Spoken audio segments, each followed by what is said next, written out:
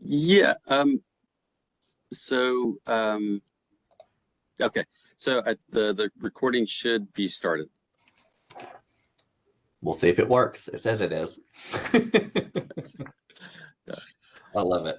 Well, start off, I'll just say thank you for sending over the bylaws. I'd actually never seen these, so I was doing some light reading this morning, trying to catch up on light reading. I said that sarcastically, if you didn't know. But yes, from what I gathered, I think you're right, Jim. It seems like there's not really much of a process at this point for what this might look like. So just to clarify, while we're in, again, hopefully James or Eileen will be able to join. So I think what prompted this, and just correct me if I'm wrong, so we're all on the same page. What prompted this was, Terry, you had stated that you had identified potentially some funds that could go into quote unquote a rainy day account of some kind, whatever that account looks like, to ideally be used for as a backup for like the conference or something similar. Is that accurate? Yes, that's accurate. Anything else to share on that, or any other context in terms of, is this a donor? Is this a grant? This is an anonymous donor that I've had contact with that is very much a fan of what Volunteer Tennessee is doing, and on occasion has asked if they could donate money. So I think we have about 10,000 at this point. Okay. And then for that 10,000, I know we said rainy day fund. Is it rainy day fund specifically for conference, or rainy day fund more broad? More broad for Volunteer Tennessee to use as needed. Yeah. As needed. And then part of what we need to figure out is, what is a process for as needed, right? Yes. How do we make that determination? Yes. Okay. Have we gotten any, Jim, you may or may not know this, have we gotten any other large donations through Friends at this point like that, like a multi-thousand? Yeah. So we've gotten several donations through Friends over the years. The kind of the largest we typically get is through Advance Financial to support the business category and the Governor's Volunteer Stars Awards in general. And they, I think they gave us 5,000 for this past year. I think, but around $5,000 or so. So when we do those sponsorships for the conference or for GVSA, where we put like up their logo and stuff, those dollars physically have gone through Friends. Is that or is it at the end? So sometimes, sometimes they write a check directly to Volunteer Tennessee. Sometimes they write a check to Friends. It just depends on who it is and their process. So mostly though, those larger donations do go through Friends. Okay. Are there any limitations on what we as the commission can accept directly, or what does that look like? My understanding of the tax law, and I am not a tax attorney and not an accountant, so take this for what it's worth. But my understanding of the way the tax code is written is that in order for a donation to a government entity to be tax deductible, it has to be for a specific program. So we couldn't have someone donate money just to the general operating funds for Volunteer Tennessee and have that be tax deductible, I don't think. But if someone gave money to Volunteer Tennessee and said, this is for the Governor's Volunteer Stars Awards, then in that case, Volunteer Tennessee could send that donor a tax letter directly saying, thank you for your donation. This is the value, and you received X amount in return. So, and we have done that in the past when we have gotten donations directly to Volunteer Tennessee. Okay. But then any donation to Friends in theory should be tax deductible, even if it's undesignated. Yes. Okay. Yes. As far as I understand the way the tax deductible that makes sense. Laws are written. But you know, again, I'm not an expert on that, but that's my understanding. Okay, that's helpful. For this, I know, what's the name of the platform we use for Friends? The Network for Good. Yeah. So is that obviously, I know if people are doing reoccurring donations or small online donations, that's where they're going through. I'm assuming they probably take some money off the top, is my assumption. They do. I think it's somewhere in the like maybe somewhere between 1% and 3%, I think. Okay. And that's I wish Stephanie were on here because she could probably answer that question right offhand. Yeah. There is some percentage that Network for Good takes off of the donation. When people are making a donation, they also have the option when they're making the donation to check a box that will include as part of their donation additional money to offset that fee so that Friends gets the entire amount. So if they want to donate 50, they could check that box, and the amount that they pay to Network for Good would be like $51.25 or something, and then Friends would get the entire 50. Okay, that's an optional thing. I mean, it's you know, actually, I haven't gone through the donation process for Network for Good, but that's my understanding of how it works. Okay, so I'm looking at I'm on the page as if I was donating, and I see, obviously, which we've always had, where you can do a dedication or a designation when you make a donation. If right now, and again, if Stephanie was here, she'd probably answer this. So right now, if I was to make, let's say, a $50 donation, and in the optional designation box, I was to say, this is for the conference. Let's just say this is for the conference. On the back end for Stephanie and for Friends, I'm assuming that it's only really one bank account and they're just keeping track of, is that accurate? There's not like multiple account lines or anything.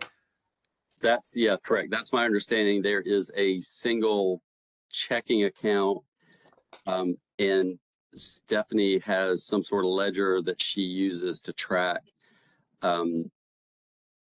what's been donated to specific things, because in addition to the conference and the GVSA, you know, we've got this partnership for the Certified Volunteer Administrator network, and folks are donating to that.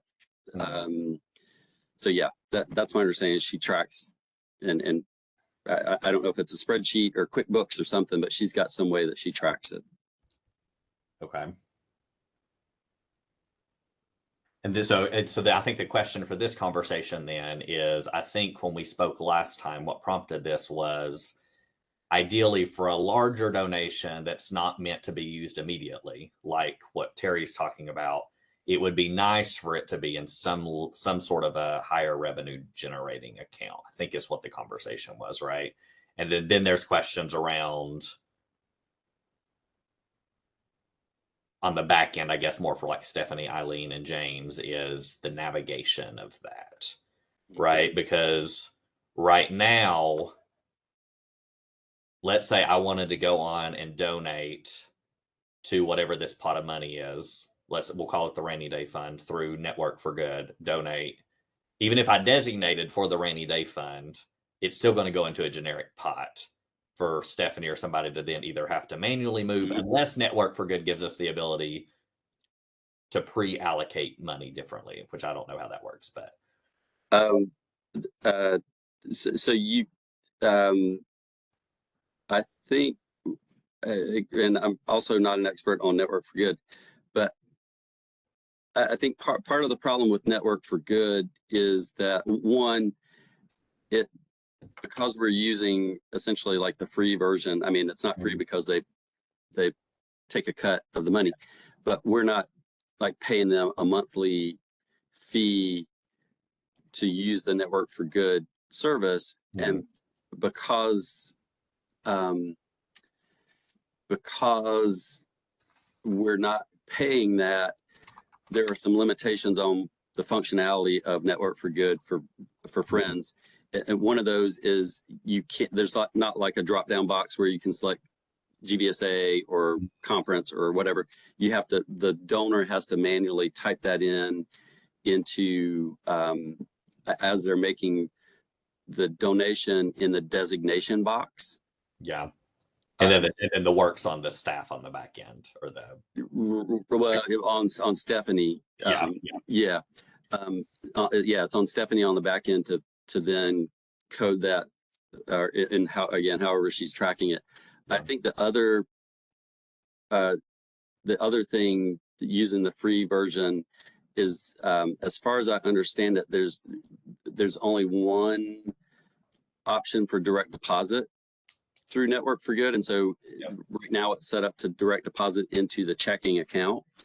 Okay.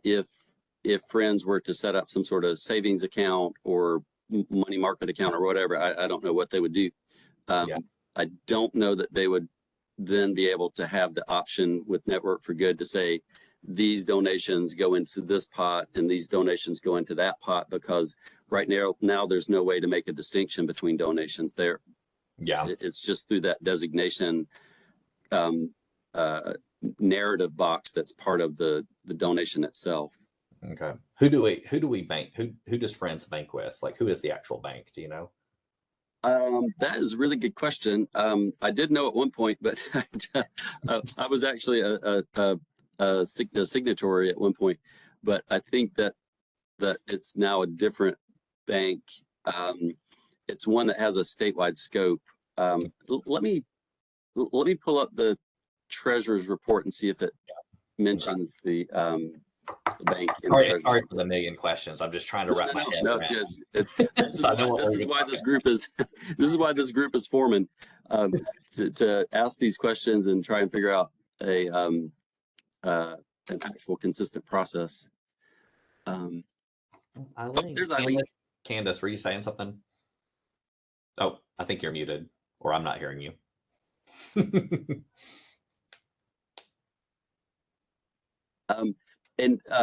Eileen, welcome. We were just chatting about kind of general stuff. And one question that Nathan just asked that I don't know, and maybe you do, is what bank Friends uses. Do you know the bank? Oh, we can't hear you.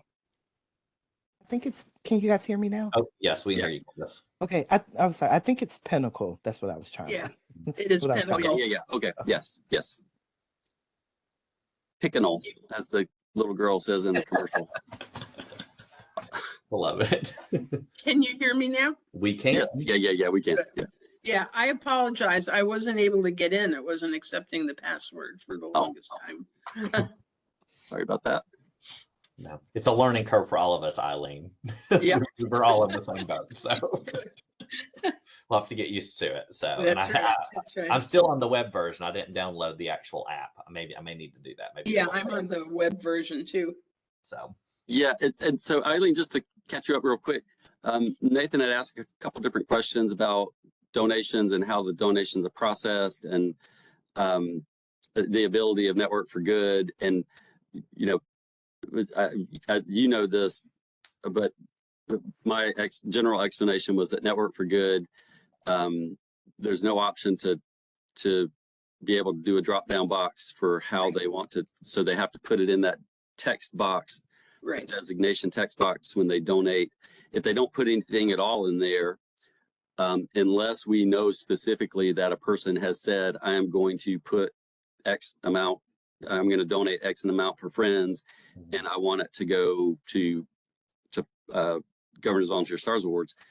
If there's nothing in that designation box, it then goes into the general fund for Friends. Right. Yes, correct. And Nathan was also asking if it was possible to have Network for Good put different donations into different bank accounts. And my understanding is that that's probably not possible, because there's no way to designate the donations outside of that that text box, which right. I don't think would allow Network for Good to then say, okay, well, we're going to put this donation in this account and these other donations in the other account. That is correct. Okay. I think my understanding was that we have a free account with Network for Yes. Good. Yeah. And that you could get those additional features with a paid account. Right. Although I haven't investigated that. Yeah. But Well, and it may be, I mean, and this is obviously, this is a question for friends. And James, I think, was going to try and join us, but I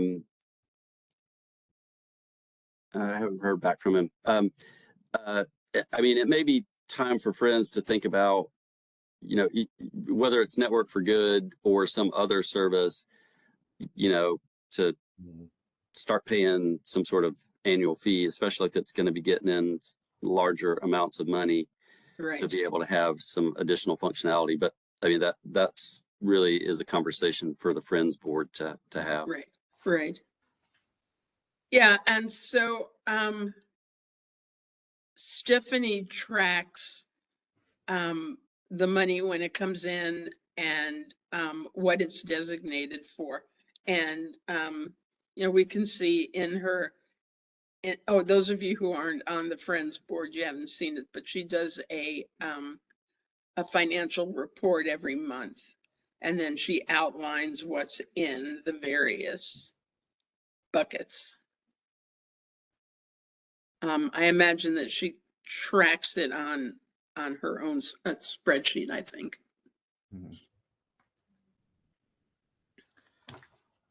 Okay. I've written down lots of little notes here. Here's what comes to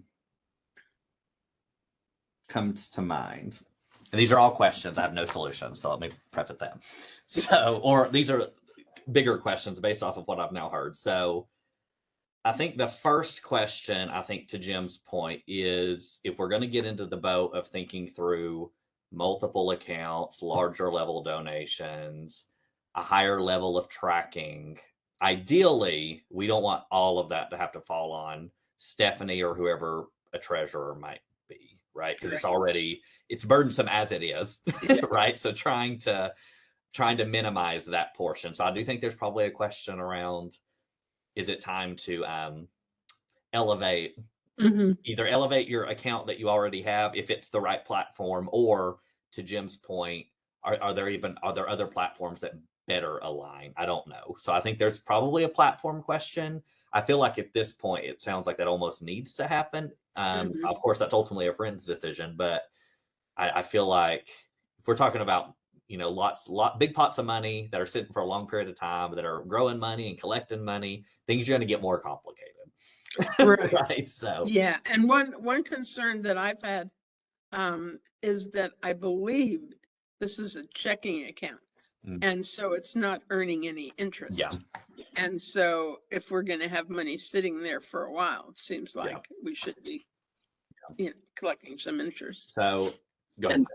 Well, sorry, I put up a donation report and did the math, and it's actually the fee is a little bit more than I thought. It's 5% of the donation is the fee that Network for Good charges. And that's if somebody was to write a physical check and we were to deposit it, that fee's only through things that go through Network for Good. Correct. Yes. Right. Yeah, that's right. Yes. And we do occasionally get physical checks, particularly at the retreat. Sometimes people will write at the retreat, they'll write a check for Friends of Volunteer Tennessee. Yeah. But yes, that's right. That doesn't incur any kind of processing fee or anything. Because ideally, for a donation like what Terry's talking about, you really wouldn't want it to go through the platform, because you're going to lose $500. You lose 5% right off the bat. Yeah. That's right. Yeah. So that's less than ideal. Yeah. So I think there's a platform question, and that's something that probably needs to be talked about. The follow-up question of that, which is what Eileen just stated, is if you're going to have a rainy day fund with multiple thousands of dollars in it, ideally you want that fund, the longer it sits there untouched, to create more money, which means there's probably another account. Now, whether that's a high interest savings, whether that's something else entirely, I don't know, but some sort of a higher revenue generating account. So really you need a platform that would allow you to make donations into multiple different accounts, right? I'm donating just for whatever friends needs, or I'm donating explicitly because I want it to go into the rainy day fund. And whether or not Network for Good paid version can do that, I don't know, but that would be a question. My other question then is, I recognize that right now, if you're going to start talking about a higher paid, whether it be Friends for Good, not Friends for Good, whether it's going to be, I just combined all of it, whether it's going to be Network for Good or another platform, there's going to be some fees. There's the potential on the back end, if you're talking about a lot of money at some point down the road, that you may want an outside person to be able to do an audit or to be able to do a whatever. So there's going to be some costs affiliated with Friends itself, right? Like in order to do all of the things. So my other question then is, Eileen, do you all currently, any of the funds that come into Friends, are you all keeping any percentage of that for overhead, or is that something that we also need to talk about? Like, what does it look like? Yeah, no, we don't. We don't. As far as I know, we don't. So right now, you don't really have a little small bucket of money that's for Friends itself. That doesn't really exist. Well, I mean, that would be the general fund. Okay. That generally doesn't have a whole lot of money in Okay. it. Because a lot of the donations that come in are, specifically for GVSA or the conference. Yeah. Because where my head goes, and I know what a lot of other organizations will do, and it could be an option, is when we think through a process, right, like a standard operating procedures or some sort of financial processes, let's say we get a new platform, let's say we create some sort of revenue generating account.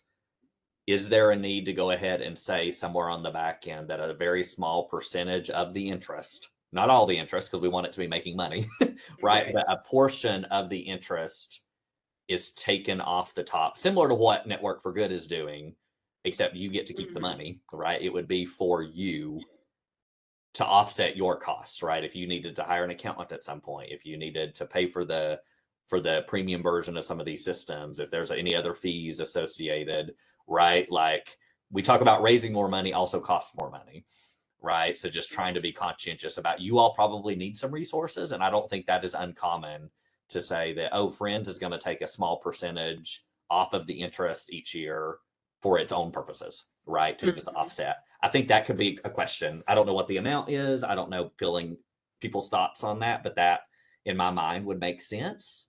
Because I just don't know how you pay for all the things otherwise. And you don't want to dip into the money itself that's for the programming, right? Ideally, you want to save that money for the programming itself. So I think that's a question. And then I think the final question for me is, assuming all of that's happening and working, however we land, what is the process by which we determine when and how to tap into that rainy day fund? Right? Because we don't want to give ourselves so much freedom and flexibility that it becomes an easy out to just grab $100 here and there whenever. That's like having a credit card and going on a little shopping spree, right? We don't want to have that happen. But at the same time, we want it to be accessible. So, right, what is the process in place? Is it a formal, right? Does a formal request have to come from Volunteer Tennessee to Friends and say, hey, we are putting in a request to tap into the rainy day fund for this amount of money. Here's our justification. Maybe that's it. And then it's approved by the Friends board. I don't know. Or are there some pre-written rules in place about how, but what is that actual process? That way we're not just writing checks willy-nilly, right? Like, this really is supposed to be for emergencies, like when there's nothing else left. Otherwise, we'll blow through $10,000 for next year, right? That's not a lot of money. It is a lot of money, but it's not a lot of money. So those are my big four questions, really. Is I think there is a conversation about the platform. I think there's a conversation about some way to have this money make money. I think there's a question about you all getting some overhead. I think that seems reasonable in my mind, at least from my perspective. And then a question on what is the process for tapping into it. Those are my four big questions that I think I have. What are other people's thoughts? What have we not talked about? What's not on the list? I think the big ask, what's going to be our process to go out, maybe State Farm, maybe go back to Advance, whatever, what's our process for that? And the other question I had, the grant that James has referred to, I believe it's James, or somebody else on Friends talked about that grant. Can that money be used for in a high yield savings bond or account or whatever. Yeah. For Can you make money off of a grant? I know a lot of grants you can't, but I Exactly. guess that would be a question, right? Can you make money Mhm. off of a grant? I feel like normally it's probably a no, Mhm. but a It's question that worth grant sounded to me. It sounded rather flexible asking. in terms of other grants that I've dealt with. That one seemed quite flexible, so I was hoping maybe there would be an opportunity for us to use some Yeah. for this. Yeah, that was my understanding from Jay, is that it is pretty flexible. That that donation can be used, however friends wants to use it. Mhm. I mean, it probably would be worthwhile to clarify that it can go into an interest bearing account, just to make sure that wouldn't be a problem. But based on what he said so far, I don't think it would be. And in terms of assuming that large amounts can go into some sort of interest bearing account, my opinion is it would be fine for friends to then take some portion of the interest and put it and like have it available for its general fund, because I don't think that would be contrary to donor intent, because usually when folks give whatever amount it is, whether it's $10 or 10,000, I don't think they usually expect that the part of the requirement of the donation is that the agency then use interest from that donation to do the same thing as what they gave the original money for, as long as the original money is used for what they intend. Yeah.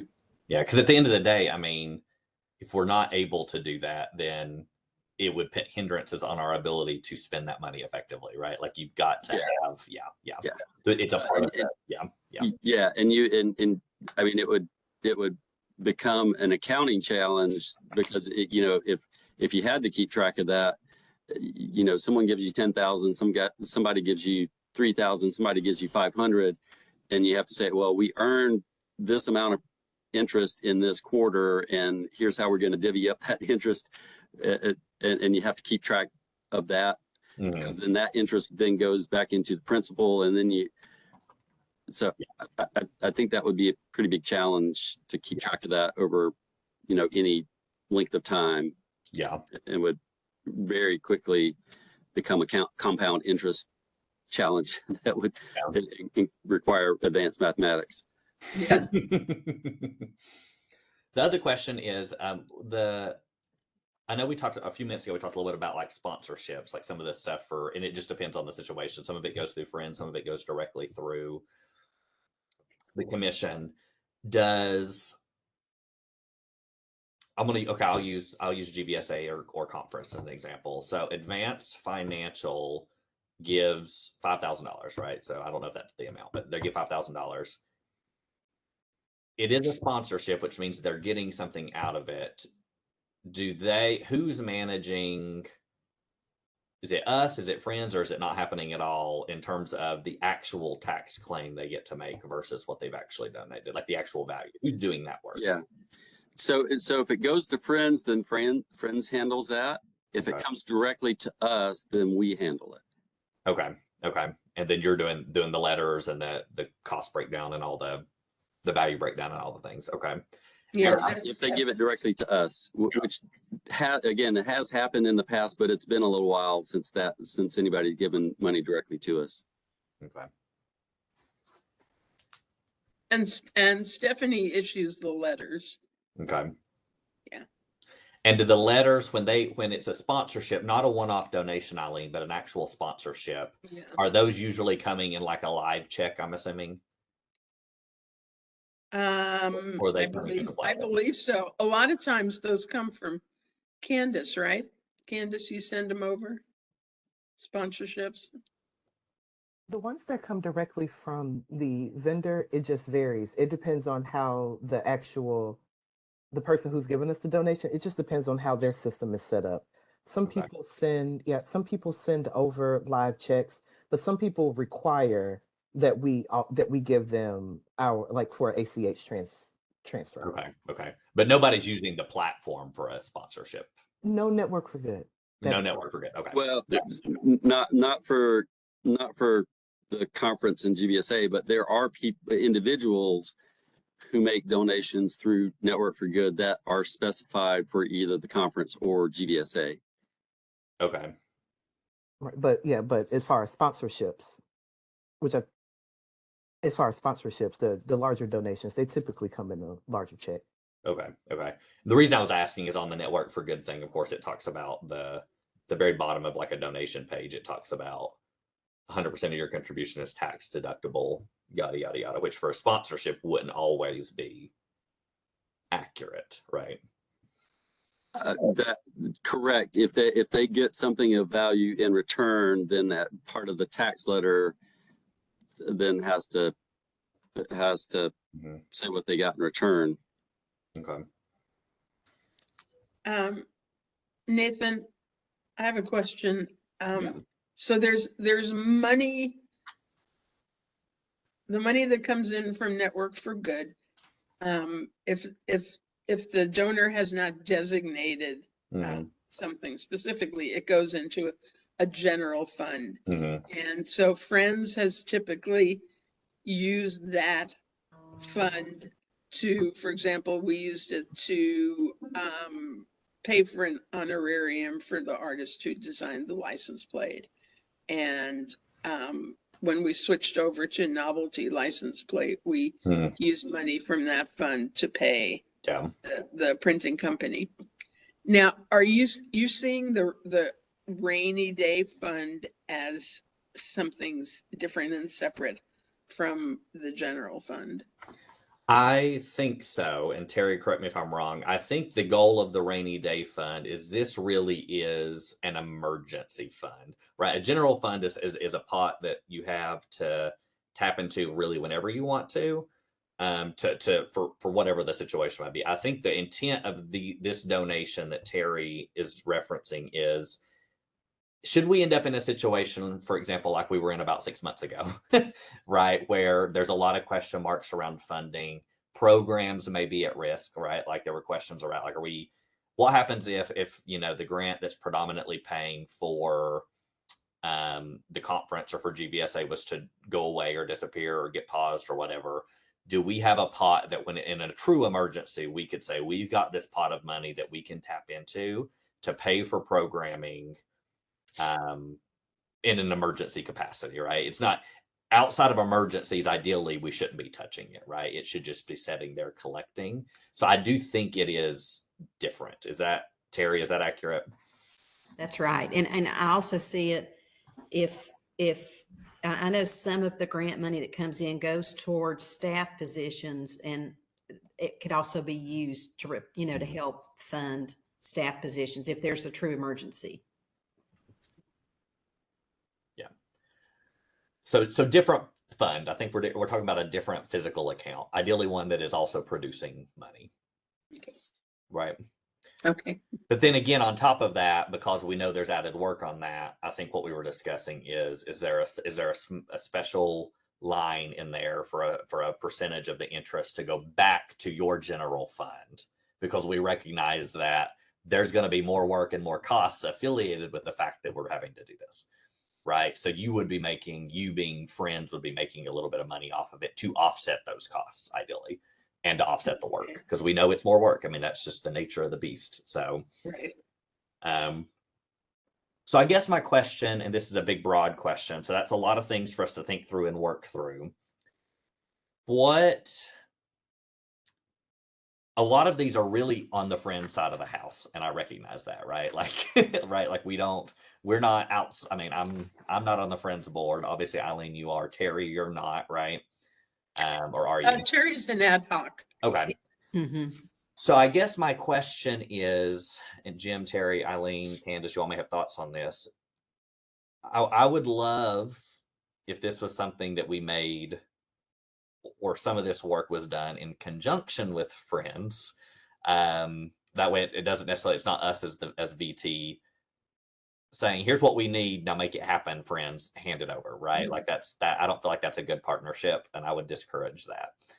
So I guess my question is, in terms of next steps, is it worth us running some of these questions? I feel like we've got ideas. We think there needs to be a platform change or at least an upgrade.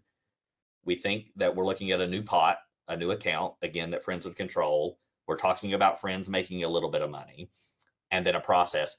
Are those high concepts something that we want to float by the Friends board at large before we really get in the weeds? I would hate for this group to draft something that's really detailed and outlined, and then the Friends team not be on board from the beginning.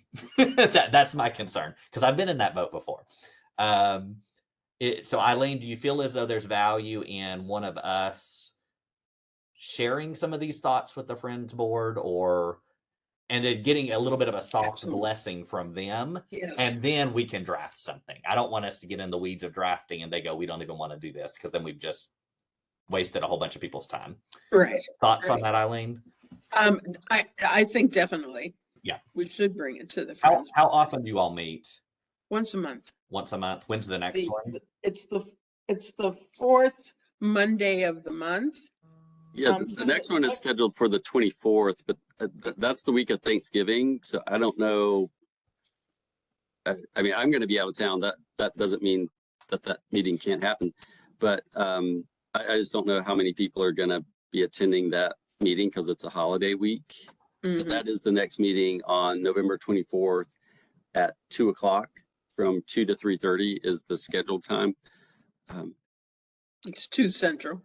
Yes, that's right. Yes, thank you, Eileen. So if it's helpful, Eileen, and I'm happy to do this, I've never been to a Friends meeting, so it would be nice to see one as well.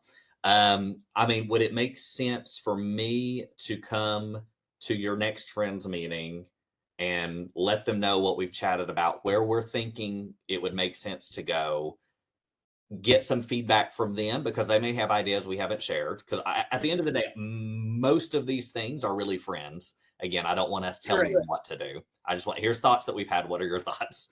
Sure. I'm happy to, maybe if we took a few minutes to present some of these things, elicit some of their feedback, ideally get a little bit of a blessing from the Friends board to say, yes, please work on this. That way it's not you and James having to speak on behalf of the whole group, Right. which I know it can be a tricky predicament. I'm Yeah. happy to do that if that makes sense. And then if they're good with all these things, then we can try to get really into the weeds of what are the costs, what are the percentages, what is a process. Does that work for you? Yeah, it definitely does work for me. And you know, since Stephanie is the treasurer and she has pretty much handled all of this stuff, and she takes a lot of ownership. I mean, Yeah. she's, you know, feels like, you know, like I'm the treasurer. So, you know, we always need to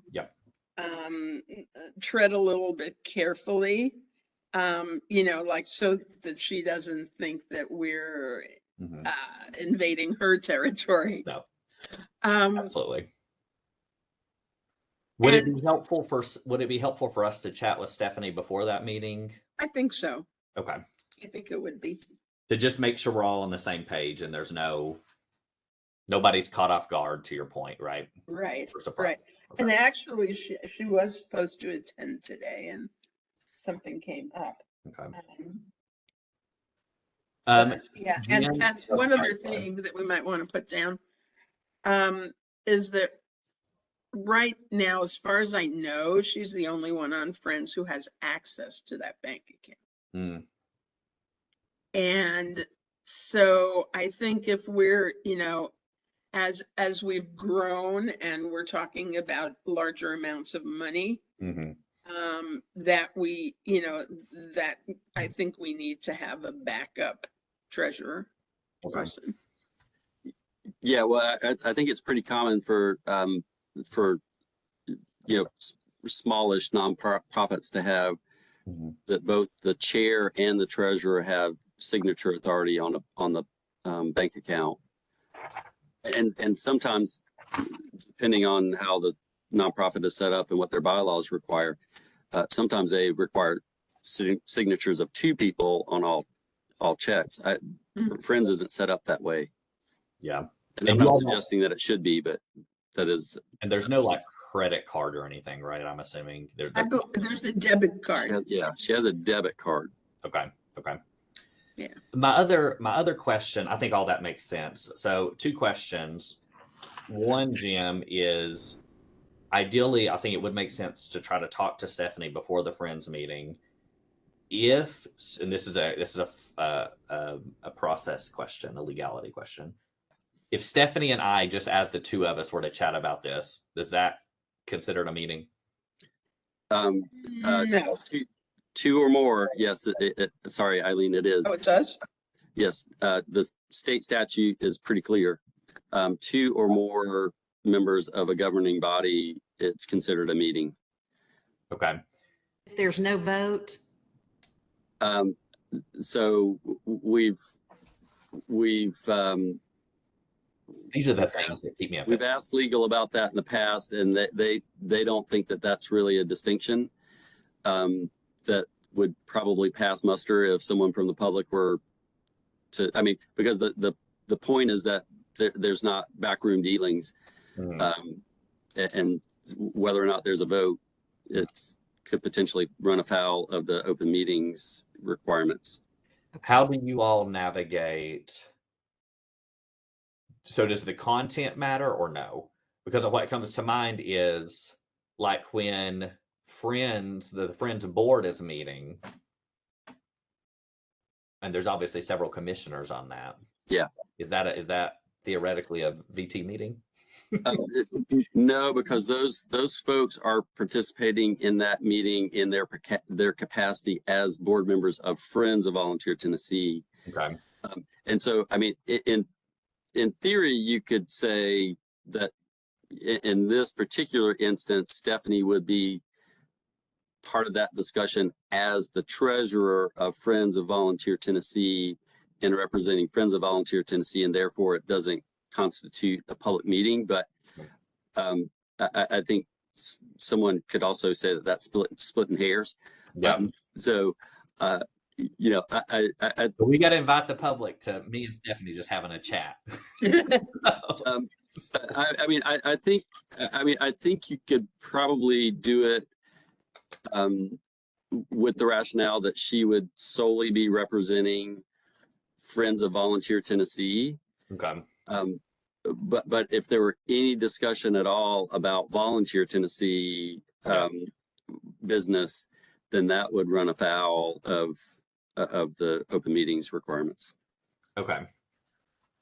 So Volunteer Tennessee needs to meet the open meetings requirements, but Friends on its own does not.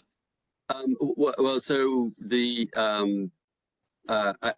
it's been a while since I've looked at the statute, but the statute, I think, is written it's for the open meeting requirements for organizations that have the ability to set policy and I'm probably not saying it the right way. And so don't take me 100% on this, but it's kind of like that. So if you're an agency that has the ability to set some sort of policy, then you have to have an open meetings. I don't know that it applies to nonprofits across the board. I don't know, because again, I can't represent Friends of Volunteer Tennessee as a staff member.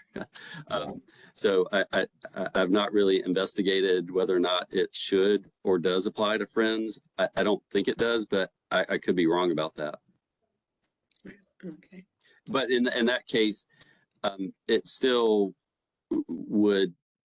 would still only be a single member of Friends talking to someone who is not on Friends. And so still, Nathan definitely is not on the Friends board. So in that direction, there's no. I do not want to be.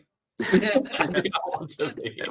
Well, right now you're not. And so in that direction, from the Friends direction, even if it's required for Friends, Nathan's not a board member of Friends, and so it wouldn't apply. It's the other direction, because they're both part of Volunteer Tennessee, where it could be a bit sticky. Okay. So all that to say, Okay. I will I'll chat with you offline, Jim, and we'll figure out how to navigate that. Well, and I think you could, I mean, you could probably send her those questions in an email and copy me, and then it becomes part of the public record.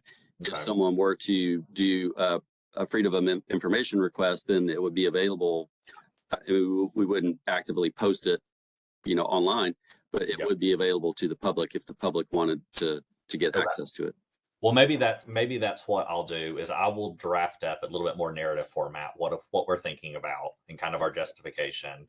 I will send that over to Stephanie, and I'll copy you on it, Jim. And just kind of, hey, Stephanie, here's what we're thinking. What are your initial thoughts, feedback on this, concerns you may have? And I'll also share that we're thinking about sharing some of this at the larger friends meeting, but really just wanting, and then if Stephanie feels as though we need to have a conversation prior to the meeting, then we'll navigate that. But if not, but if she reads it and feels comfortable with all of it, then the conversation will be the meeting itself, right? The one that we'll have in December. So, okay. My other second follow-up question then is, do you have, and Eileen, you may also, this I guess a question for either of you. Do you have any existing relationship with any other friends of service agencies, like at any of the other states level, or I've got those relationships with friends of other nonprofits in Tennessee, but not of an actual service commission. So I'm curious if they have a sample, Well, I mean, I could check with other states, but probably what you would be more beneficial for you because other state laws are different. And so talking to another commission might not necessarily be helpful. But Nancy Shalene, who represents the Tennessee Department of Environment and Conservation, I think has a lot of interactions with Friends of State Parks. So that could be someone who might be able to kind of shed a little light on this kind of thing. I don't know if she gets into the weeds of money and how the money flows, but or she may know of somebody who does, though. Yeah. So I'm just curious in terms of that, like government to non-government. Yeah. Are there some samples of some things that have been working that haven't seemed to run amiss of any government legal things, right? Challenges. So okay, that is helpful. I may do that offline. I may just shoot an email and just ask some questions there as well, just to give us some other ideas about when we, assuming Friends is on board with all these things and we do move forward into thinking through what is the platform, what are the costs, what are the percentages, what are our processes? If there are already some good working best practices, I'd rather not, reinvent the wheel. So yeah. Okay, what are we missing? I know we've only got 8 minutes left. I think this is a great start. Mm-hmm. I really do. I think we need to definitely get Friends on board. And that once we have something in place, then we can start talking about sponsorships and reaching out to others. Yeah. And Nathan, I sent you the invitation to the next Friends meeting. Perfect. James will have to be the one to say whether or not that meeting is going to actually happen. I mean, I think Eileen, were you at the last Friends meeting? I think someone brought it up, say, "Oh, we'll see you in November." So as far as I know, it's going to happen. But if he gets a bunch of people say, "Hey, I can't make it," he may cancel it. Okay. Perfect. Yeah. Okay. I've got a whole bunch of to-do items on my thing I will work on. Priority, though, is touching base with Stephanie to just make sure she's in alignment, see if she has any concerns or questions. Assuming that meeting happens, or if not that meeting, whenever the reschedule is, myself coming to just share kind of our thought process, the reasoning, what's prompted this, of course, which is a potential large donation intended for a rainy day fund. Maybe elicit some feedback from those folks. And then when I pull us back together, hopefully we'll have some yeses and some research and we can get a little bit more in the weeds. So does that sound right? Okay. Question, Terry, is there any sense of urgency with this donation that you have? They're not like we want it donated by December 1. There's not a flame under us or anything. Oh, you're muted. You're on mute. My apologies. Let me check on that. Okay. I don't know if it has to be done by the end of the year or if it can be in the new year. I'll check. Yeah, you'll find out Is just if this- we have a sense of urgency and we need to move quicker on something, just so we know.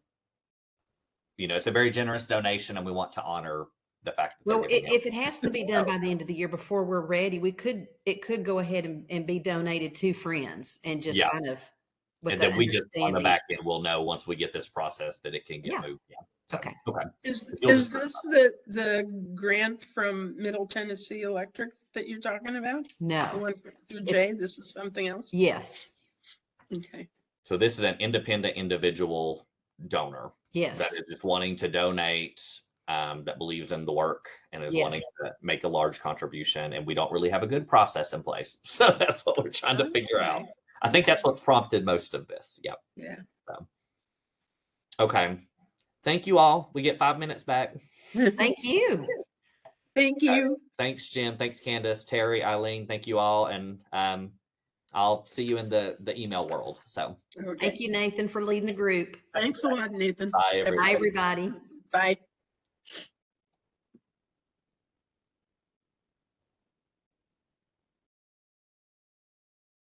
Where am I going to exit from?